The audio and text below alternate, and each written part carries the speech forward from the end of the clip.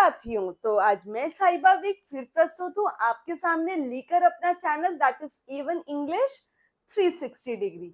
तो बेटा आज मैं आपके लिए लेके आई हूँ पोएट्री सेक्शन।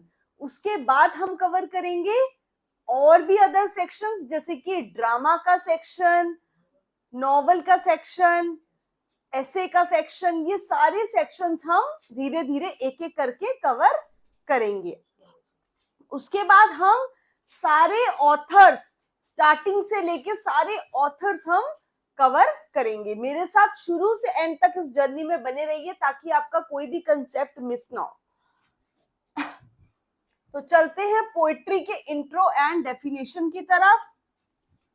आज का जो हमारा टॉपिक है दैट इज पोएट्री। पोएट्री एक ऐसी चीज है that is not just to tell, मतलब सिर्फ वो वर्ड्स अपने वर्ड्स के थ्रू लोगों को इट इज सिर्फ बताती नहीं है। It is not just to tell but also to make people hear, feel and see. वो पोएट्री ऐसे वर्ड्स यूज करती है जिससे सिर्फ टेल यानी कि बताया नहीं जा रहा लोगों को, उनको फील करवाया जा रहा है, उनको हियर करवाया जा रहा है, उनको दिखाया जा रहा है, सी करवाया जा रहा है। यानी सिर्फ हम पोएट्री के थ्रू ही लोगों को ऐसी एक दृश्य दिखा सकते हैं और ऐसा फील करवा सकते हैं कि हम उस जगह पे हैं। तो चलते हैं अपने आज के बहुत ही बढ़िया टॉपिक दैट इज पोएट्री की तरफ। Definition, poetry is a form of literary expression. ये भी एक फॉर्म है क्या, लिटरेरी एक्सप्रेशन करने की, यानी कि अपने वर्ड्स को, अपने फीलिंग्स को एक्सप्रेस करने का एक माध्यम होती है poetry. So that uses language in a creative way, rhythmic and often emotional way to express the ideas, अपने आइडियाज को एक्सप्रेस करने का। फीलिंग्स एंड और स्टोरीज को भी एक्सप्रेस करने के लिए, फीलिंग्स को भी। अनलाइक द ऑर्डिनरी स्पीच और प्रोज, मतलब it is apart from the ordinary speech और प्रोज। जैसे हम ऑर्डिनरी कोई स्पीच, पैराग्राफ या ऐसे लिख देते हैं उसकी तरह नहीं होती poetry. Poetry is different from that. कैसे डिफरेंट है पोएट्री उससे? बिकॉज जो पोएट्री होती है एक नॉर्मल जो ऐसे होता है उसमें उससे डिफरेंट किस लिए कहलाती है, क्योंकि पोएट्री में स्पेशल अटेंशन होती है साउंड पे, रिदम पे, इमेजेस पे। ये सब एक्स्ट्रा होता है पोएट्री में जो प्रोज में या स्पीच में नहीं होता। प्रोज और स्पीच एक स्ट्रेट फॉरवर्ड होती है, ना तो उसमें प्रोज और स्पीच में रिदम होता है, ना कोई साउंड होती है, ना कोई म्यूजिकल टोन होती है, ना कोई बीट होता है। तो ये सब नहीं होता ऐसे में या फिर प्रोज में। तो poetry is different in this way. Poetry जो है वो इस वे में क्या है, डिफरेंट मानी जाती है प्रोज से और स्पीच से। सो अगर हम देखें तो पोएट्री में जो लैंग्वेज इन्होंने बोला है कि यूज होती है वो क्रिएटिव कहलाती है। क्रिएटिव लैंग्वेज क्यों? क्रिएटिव लैंग्वेज मतलब there is a beauty of language. जो पोएट्री की लैंग्वेज है उसमें ब्यूटी होती है, एक खूबसूरती होती है लैंग्वेज के अंदर जो रीडर को मजबूर करती है। अब देखो आपको गाने कितने अच्छे याद रहते हैं, आपको कोई भी क्या कहते हैं स्पीच और उससे ज़्यादा गाने क्यों याद होते हैं, हमेशा मुंह पे चढ़े रहते हैं गाने। क्यों याद रहते हैं? क्योंकि उनमें एक लिरिक होता है, एक टोन होती है, एक बीट होती है। तो वैसे ही पोएट्री में एक ब्यूटी होती है लैंग्वेज की, जैसे रिदम भी होती है उसमें, टोन भी होती है। नाउ आगे क्या लिखा है? Rhythmic. Rhythmic means it has beat और टोन, ठीक है। एंड इमोशनल तो होती है बिकॉज हम अपनी फीलिंग्स को एक्सप्रेस करते हैं सॉन्ग के माध्यम से या लिरिक के माध्यम से, तो अपनी फीलिंग्स को एक्सप्रेस करते हैं इसलिए वो इमोशनल बन जाता है। So it is also emotional in a way. अब इसको मैं अगर शॉर्ट में कहूँ तो बेटा शॉर्ट में हम इसको एक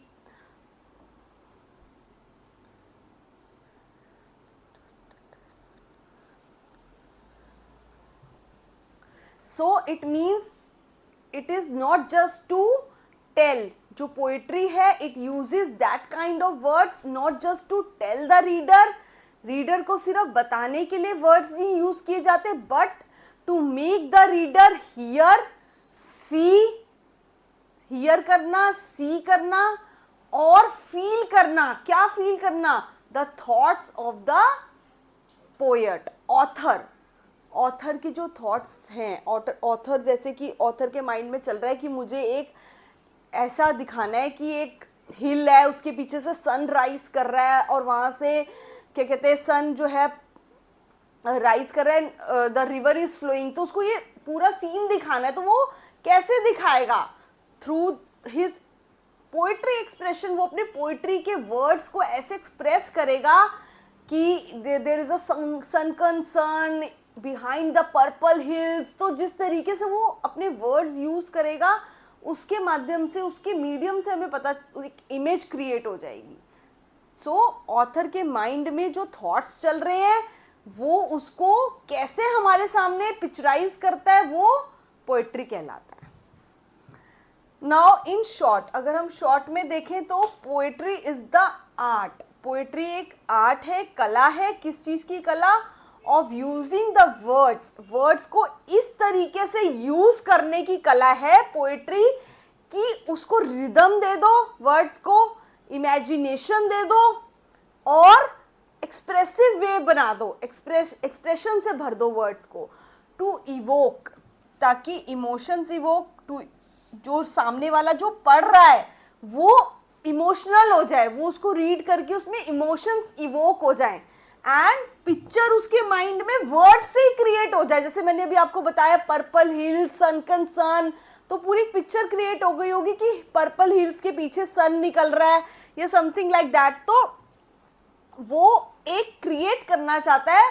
कैसे क्रिएट होगी? Picture in the mind of the readers and to convey the deep thoughts of the poet. किसके थॉट्स? डीप थॉट्स जो पोएट के हैं वो कन्वे कर सके किस तक? रीडर्स को कन्वे कर सके इन अ स्पेशल वे। और वो स्पेशल वे क्या है हमारा? Poetry is the special way of conveying the thoughts of the readers. की फीचर्स क्या है? मेन पॉइंट्स क्या है पोएट्री के, जो पोएट्री को एक्चुअल में पोएट्री बनने में हेल्प करते हैं। तो पोएट्री क्यों कहलाती है इसको जान लेते हैं। इस पोएट्री में ऐसे क्या फीचर्स हैं जो पोएट्री को पोएट्री बताते हैं। सो पहला फीचर होना चाहिए रिदम एंड मीटर। पोएट्री तभी कहलाएगी जब पोएट्री में क्या होगा? रिदम होगा कोई, और रिदम होगा और मीटर होगा, that is beat and flow of the words. Beat होगी और फ्लो होगा वर्ड्स का। Rhyme, poetry also has rhyme. Rhyme means repetition of the similar sounds often at the end of lines. तो एक poetry में हमेशा rhyming जरूर होगी। राइमिंग मतलब बेटा जैसे कि एंड में जो एंड ऑफ द लाइन्स है उसमें राइमिंग कैसे होगी? जैसे वर्ड्स जो है उनकी साउंड सेम होगी लास्ट में, ताकि जो पोएट्री है वो गाने की तरह लगे, लिरिक लगे और सॉन्ग की तरह लगे। जैसे कि डॉग फ्रॉग, सो ओजी sound dog frog same sound आ रही है। Rhythm rhyming is the same at the end. Rhyming जो है सेम आ रही है। उससे क्या होता है कि एक पोम को पढ़ने का एक फ्लो बनता है। And then the third feature is imagery. Imagery कैसे होता है? Using of the vivid languages, vivid language to create the mental pictures. Different language का प्रयोग करना, सन की राइजिंग दिखाना, रिवर का फ्लो होते हुए दिखाना, पर्पल हिल्स का शाइन करते हुए दिखाना। तो विविड इमेजरीज क्रिएट करना ताकि जो रीडर है उसके माइंड में पिक्चर क्रिएट हो जाए। सो इमेजरी का यूज करना थ्रू द लैंग्वेज। फोर्थ है इमोशंस, एक्सप्रेसेस डीप फीलिंग्स और मूड्स। अब जैसे कोई व्यक्ति मेलंकली मूड में है, उदासी वाले मूड में है, तो पोएट्री की लैंग्वेज को इस तरह लिखना कि वो उसके फीलिंग्स को एक्सप्रेस करे, उसके डीप फीलिंग्स को और उसके मूड्स को एक्सप्रेस करे पोएट्री।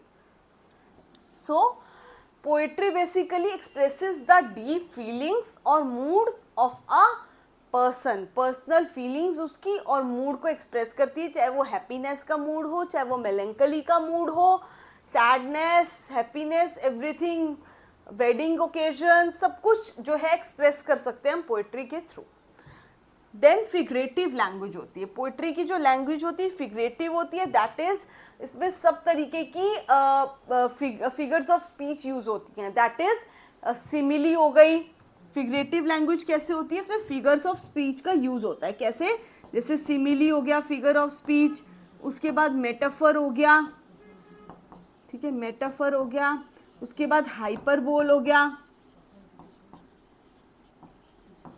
ठीक है, पर्सोनिफिकेशन हो गया,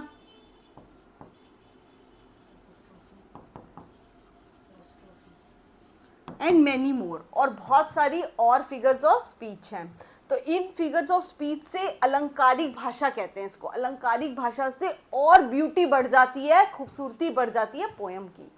सो यूज ऑफ फिगरेटिव लैंग्वेज, उसमें फिगर्स ऑफ स्पीच का यूज होता है पोएट्री में, एंड कंसाइजनेस, और बहुत ज़्यादा ऐसे और प्रोज वगैरह की तरह बड़ी बड़ी लैंग्वेज और बहुत इतनी ज़्यादा बहुत ज़्यादा क्या कहते हैं ज़्यादा उसमें नहीं लिखी जाती वर्ड्स में, it is very concised form. Poetry जो होती है बहुत कंसाइज्ड वे में लिखी जाती है, concised way means in a few words, बहुत फ्यू वर्ड्स में लिखना चाहिए, लिखी जाती है पोइट्री को। क्यों फ्यू वर्ड्स में लिखी जाती है, बिकॉज इसको हम इतनी ज़्यादा वर्ड्स में इसलिए नहीं लिखते, because to make a flow, और इसको एक सॉन्ग की तरह गाने के लिए, एक स्पीच और ऐसे ना बनाने के लिए हम इसको एक कंसाइज फॉर्म में, कॉम्पैक्ट फॉर्म में लिखते हैं। देन टाइप्स ऑफ पोइट्री, अब पोइट्री के टाइप्स क्या क्या होते हैं। पहला है लिरिक फॉर्म। अब जो लिरिक फॉर्म है वो क्या है, so lyric form is that expresses the personal feelings और emotions of the poet। so lyric poetry वो होती है जो personal feelings express करती है एक व्यक्ति के, और personal emotions पे क्या करती है, poet के personal emotions को affect करती है। usually short and musical in tone, और जो lyric poetry होती है वो बहुत short होती है हमेशा, और musical होती है उसकी tone।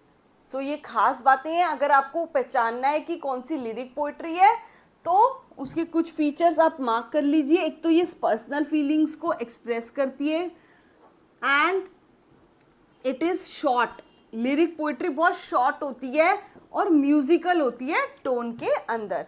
अब अगर हम एग्जाम्पल ले लें कि example of the solitary reaper by William Wordsworth, so it is the story, it is a lyric, ये एक लिरिक है और लिरिक का नाम है solitary reaper, and it is about a young girl.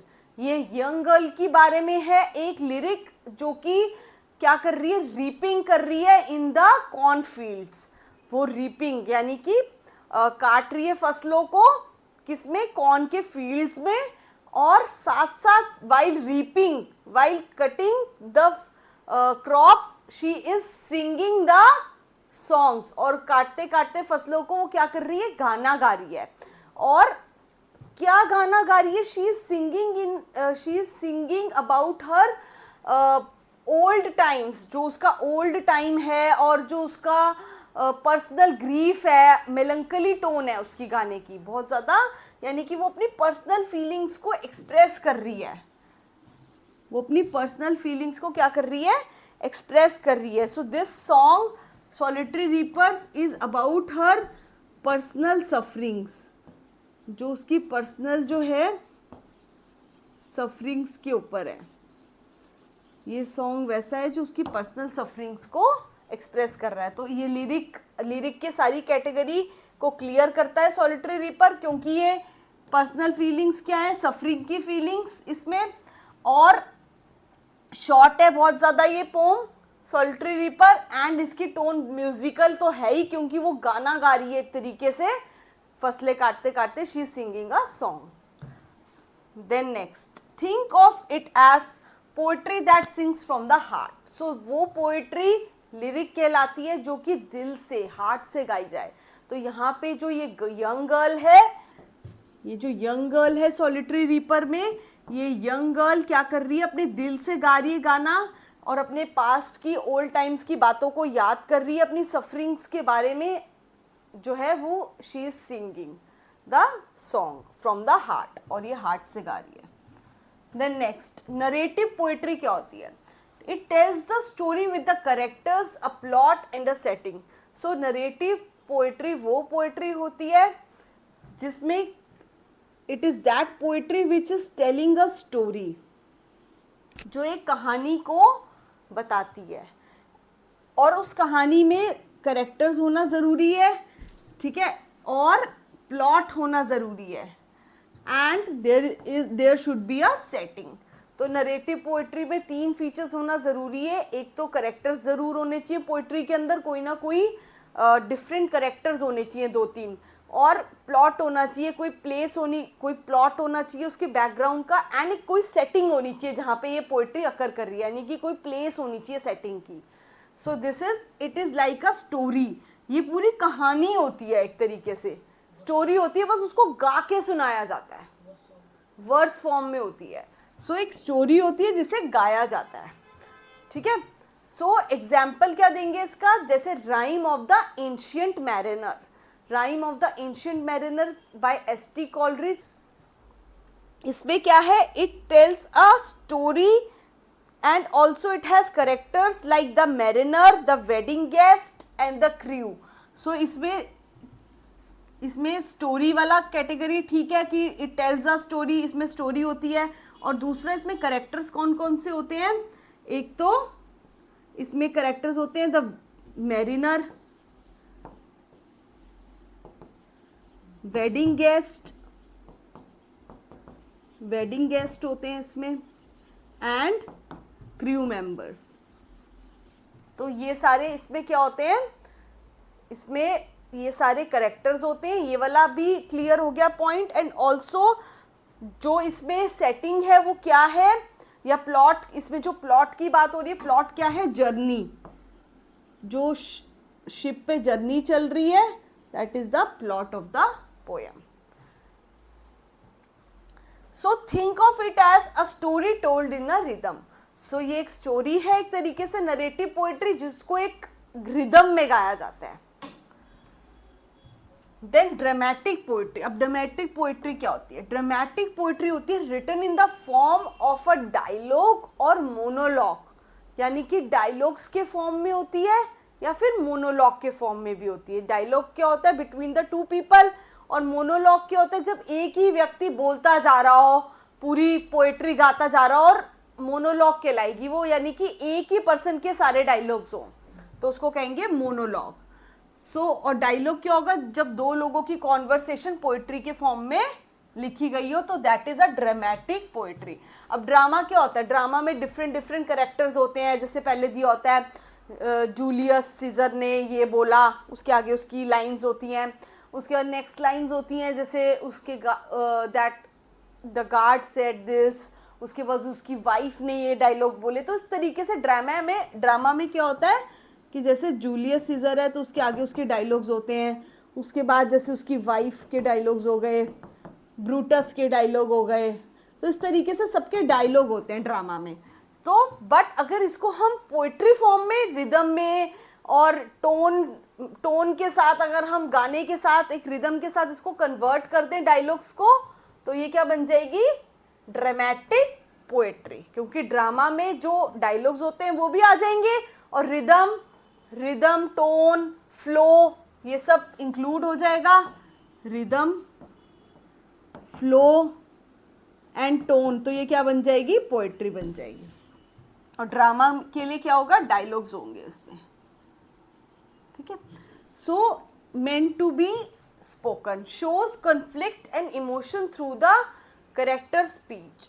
ये क्या दिखाता है? शो करता है कन्फ्लिक्ट और इमोशंस को, conflict and emotions through the character speech. Character की जो स्पीच है उसमें क्या शो करता है? कन्फ्लिक्ट शो करता है, एंड इमोशंस, क्योंकि जब डायलॉग फॉर्म में होगा तो कहीं ना कहीं कन्फ्लिक्ट आएगा, conflict about the opinion of 2 different people.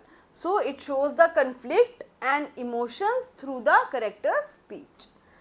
अब इसमें जो यूलिसिस है बेटा, Ulysses is a dramatic monologue which speaks in which Ulysses जो होता है, राजा जो होता है यूलिसिस, वो क्या करता है, it speaks throughout the poem. So इसमें एक करेक्टर होता है यूलिसिस, जो कि क्या होता है, किंग ऑफ इथेका होता है.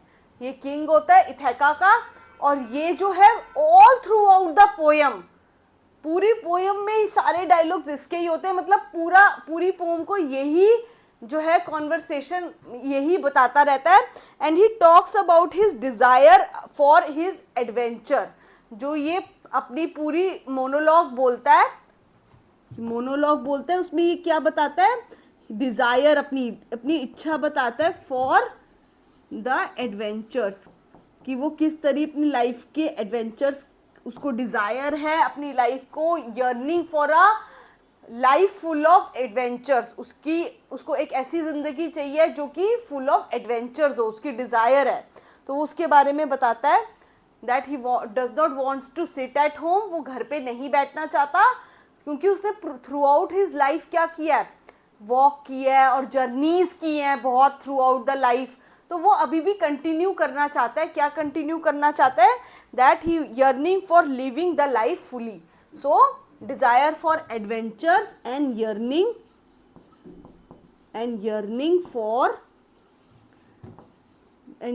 For living the life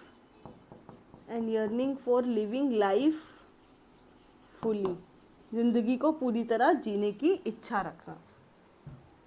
Think of it as a scene from a play written as a poem. So ये एक तरीके से एक सीन लगता है. नरेटिव ड्रामेटिक पोइट्री एक सीन की तरह होती है. क्यों, इसमें दो लोग होते हैं, कॉन्वर्सेशन कर रहे होते हैं आपस में. या फिर एक सिंगल ही पर्सन कॉन्वर्सेशन कर रहा होता है, अपनी पूरी कहानी बता रहा होता है. तो ये एक सीन लगता है प्ले का. It is just like a scene of the play. Poetry. Descriptive poetry क्या होती है, दैट फोकसेस ऑन डिस्क्राइबिंग, जो किसी भी चीज़ का वर्णन करती है. चाहे वो कोई नेचर की चीज़ हो, जैसे नेचर की कोई भी एक चीज़ उठा लेगी, जैसे फ्लावर हो गया कोई नेचर का, कोई सीन पूरा हो गया नेचर, कोई भी सीनरी को डिस्क्राइब कर देगी, या फिर कोई भी ऑब्जेक्ट को डिस्क्राइब करना है. डिस्क्राइबिंग पोइट्री में क्या होता है, कुछ भी वर्णन करना है, उसको कुछ भी डिस्क्राइब करना है. चाहे वो पर्टिकुलर नेचर की कोई चीज़ हो, चाहे वो कोई सीन को डिस्क्राइब करना हो, या कोई भी पर्टिकुलर ऑब्जेक्ट उठा लो उसको डिस्क्राइब करना हो इन विविड डिटेल, और बहुत डिटेल में, कि वो कैसे चलता है, वो कैसे टॉसिंग करता है, वो कैसे क्या करता है, एक्शंस, उसके बारे में. एग्जाम्पल, अभी बड़ी एग्जाम्पल है बेटा, daffodils. It is a poem by William Wordsworth. William ज़रूर आप सबको पढ़नी चाहिए, क्योंकि मैंने अपने चैनल पे ऑलरेडी डाल रखी है, तो सब ज़रूर जाके देखें. तो डैफोडिल्स जो होती है, उसमें पोम में पूरा डैफोडिल्स को डिस्क्राइब किया है, that it is yellow in colour, golden shining and tossing their heads, और पूरी उसकी डिस्क्रिप्शन प्रॉपर वे में की है कि कैसे डैफोडिल्स लगते हैं, और कैसे वो क्या कहते हैं, टॉसिंग करते हैं, कैसे ह्यूमन बीइंग की क्वालिटीज़ उनमें डिस्क्राइब की है. तो it is the vivid detail about the daffodils की विविड डिटेल दी है इसमें. Think of it as painting with words.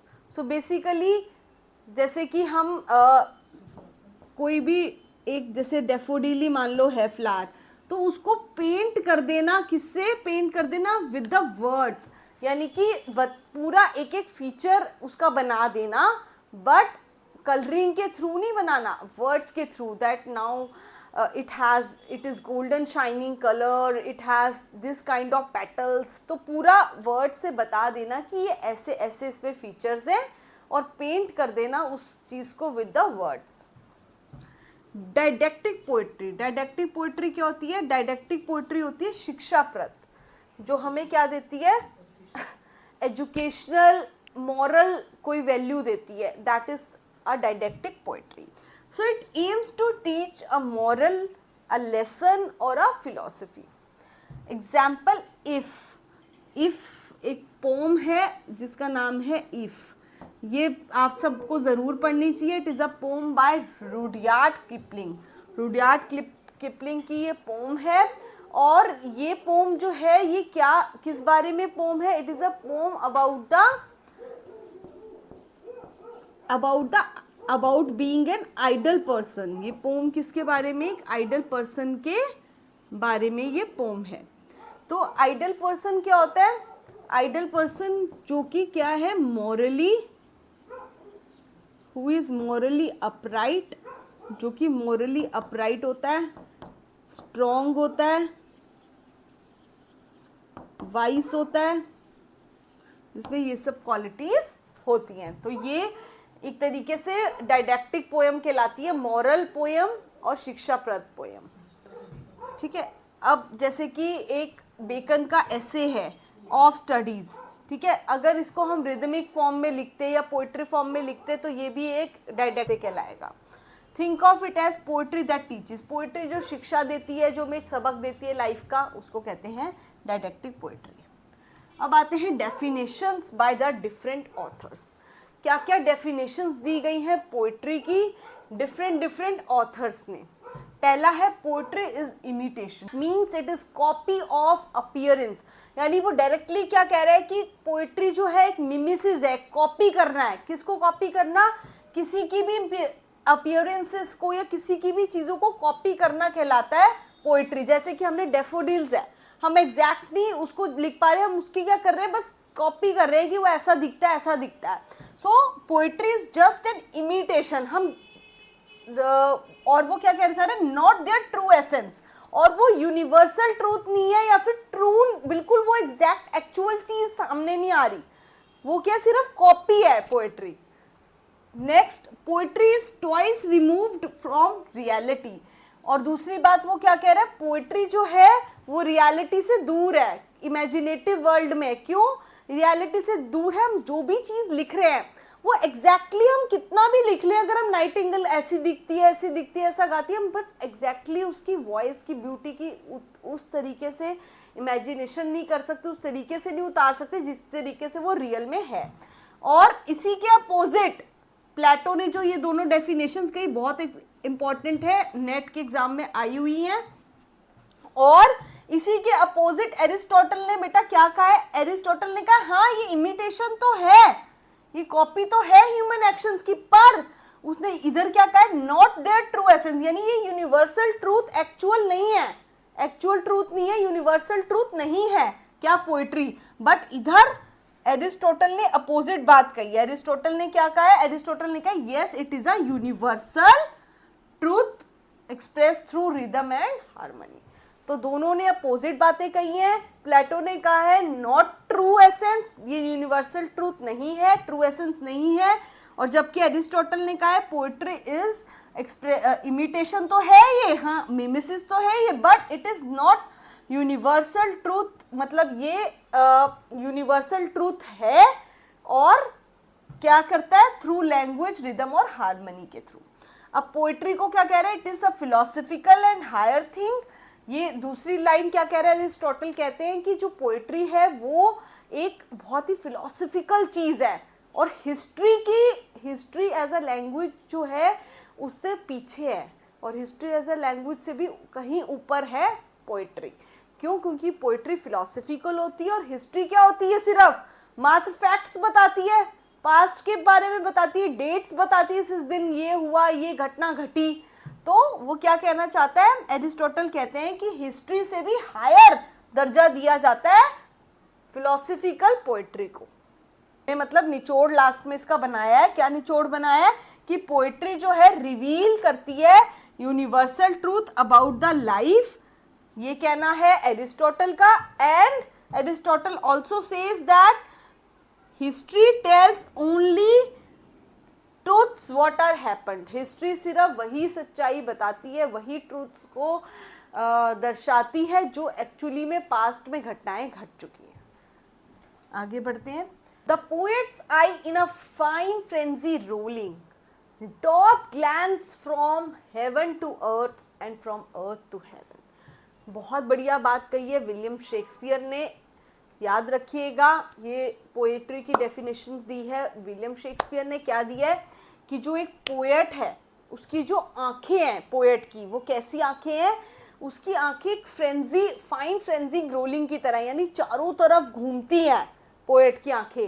And dot glans मतलब वो देखती हैं, कहाँ देखती हैं, हेवन, हेवन को, हेवन से अर्थ की तरफ देखती है, अर्थ से हेवन की तरफ देखती है, मतलब उसकी आंखें चारों तरफ घूमती हैं। किसकी आंखें, एक पोएट की आंखें। यानी वो क्या कहना चाह रहा है, पोएट्स आईज आर रोलिंग, मतलब he wants to say that he looks around eagerly, the poet looks around eagerly searching for the beauty. So beauty के लिए सर्च करती है, किसकी, पोएट की आईज, और उस ब्यूटी को किस में उतारता है, पोएट्री में।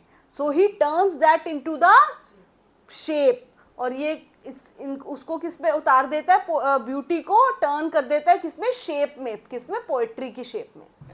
अब पोएट्स इमेजिनेशन, वो क्या कहना चाहता है कि जो पोएट है वो बेसिकली कैप्चर कर लेता है, वो कहता है मतलब पोएट कैप्चर कर लेता है सब ब्यूटी वगैरह को किसमें, वर्ड्स के अंदर, वर्ड्स के पिंजरे में कैप्चर कर लेता है। नेक्स्ट है the poets imagination can see beyond the reality. एक पोएट की जो इमेजिनेशन है, जो सोच है, वो बहुत दूर तक एब्स्ट्रैक्ट वर्ल्ड तक जाती है। मतलब वो ऐसे से इमेजिन कर लेता है कि एक पेंडिमोनियम है एक नीचे, जहाँ पे राक्षस रहते हैं, जहाँ पे फाइट हो रही है राक्षसों की। तो ऐसी ऐसी चीज़ें जब वो इमेजिन कर सकता है पोएट, तो वो क्या क्या नहीं इमेजिन कर सकता। तो रियलिटी के वर्ल्ड से दूर कहीं एक सस्पेंस का वर्ल्ड, एक क्या कहते हैं, भूत and that kind of stories भी वो क्रिएट करता है, उसको हॉरर स्टोरीज भी। तो मतलब एक रियलिटी से बियॉन्ड भी वर्ल्ड क्रिएट कर सकता है poet. He connects the world that man and between the divine.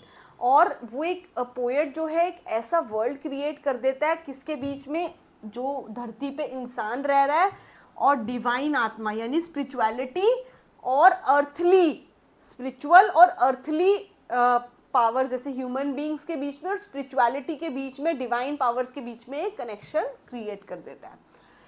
Next John Milton पे आते हैं। बेटा जॉन मिल्टन का नाम आती है, आपको माइंड में कुछ इशारे रखने हैं, कुछ वर्ड्स को कैप्चर करना है अपने माइंड में। क्या वर्ड्स हैं, जैसे कि जहाँ अगर आपके पास आ जाए कि पोइट्री एक डिवाइन इंस्पिरेशन है, पोइट्री एक डिवाइन इंस्पिरेशन है, वहाँ पे आप समझ जाइए कि जॉन मिल्टन का नाम आएगा। क्योंकि जॉन मिल्टन ने हमेशा अपने वर्क्स में भी कहा है कि वो लोग ही सर्व करते हैं गॉड को बेस्ट, जो कि अपनी बारी का वेट करते हैं और पेशेंस से गॉड की दिए हुए कष्टों को सहन करते हैं। सो पोइट्री जो है वो डिवाइन इंस्पिरेशन यानी गॉड की दी हुई इंस्पिरेशन है। और एक जो पोएट है वो हाई करता है, हाई सोर यानी हवा, मतलब हाई उड़ता है किसमें, फैंसीज के वर्ल्ड में। तो बेसिकली आपको जॉन मिल्टन का ध्यान में रखना है वर्ड डिवाइन इंस्पिरेशन। एंड इसका मीनिंग बेसिकली वो क्या बताना चाहता है, that poetry lifts the poet, poetry lift करती है पोएट को higher and higher inspired state of mind, in the higher inspired state of mind, एक हायर स्टेट ऑफ माइंड में ले जाती है when he connects to the divine world. जब reader जो है डिवाइन वर्ल्ड से कनेक्ट कर लेता है और पोएट जो है एक डिवाइन वर्ल्ड से कनेक्ट कर लेता है, तो वो पोएट को एक हायर स्टेट ऑफ माइंड में ले जाती है। Poet is an expression, poetry क्या है, एक एक्सप्रेशन है। किसका एक्सप्रेशन, हमारी आत्मा का, सोल का, नॉट इमिटेशन। ये किसने कहा है, जॉन डोन ने। अब जॉन डोन की भी बात सुन लेते हैं। जॉन डोन मानते हैं कि पोएट्री जो है दैट इज नॉट इमिटेशन। पहले हमने पढ़ा ना काफ़ी में कि पोएट्री एक मिमिसिस है, एक इमिटेशन है, बट जॉन डोन इन सबको खारिज करते हैं। जॉन डोन कहते हैं it is not at all an imitation. John Donne कहते हैं ये पोएट्री एक इमिटेशन नहीं है, poetry is expression of soul, अपनी आत्मा में जो चल रहा है, जो अंदर की आपकी इटर्नल सच्चाई है उसको एक्सप्रेस करना, अपनी इटर्नल सोल को एक्सप्रेस करना, that is the expression of your soul. जो दिखावा करना सामने से वो अलग चीज़ है, और जो असलियत में तुम अंदर से फील कर रहे हो वो अलग चीज़ होती है। So it is the expression of your reality from the soul, जो तुम अंदर से फील कर रहे हो, एंड नॉट दिखावा और कोई भी इमिटेशन, कुछ ये सब नहीं है poetry, according to the John Donne. John Donne कौन थे, he is the chief of the metaphysical poetry. John Donne हमें सबको पता है, ये चीफ थे, किसके चीफ थे? मेटाफिजिकल पोएट्री के चीफ थे। He was the chief of metaphysical school of poetry. So चलते हैं आगे। अब इन आगे का जो टॉपिक है वो उसमें हम डेफिनेशंस देंगे अबाउट जो पोएट्री की डेफिनेशंस जॉन ड्राइडन ने दी है, अलेक्जेंडर पॉप ने दी है, मैथ्यू अर्नल्ड ने दी है, जिसकी चर्चा हम करेंगे अपनी कल की अगली क्लास में। तो अभी के लिए नमस्कार साथियों।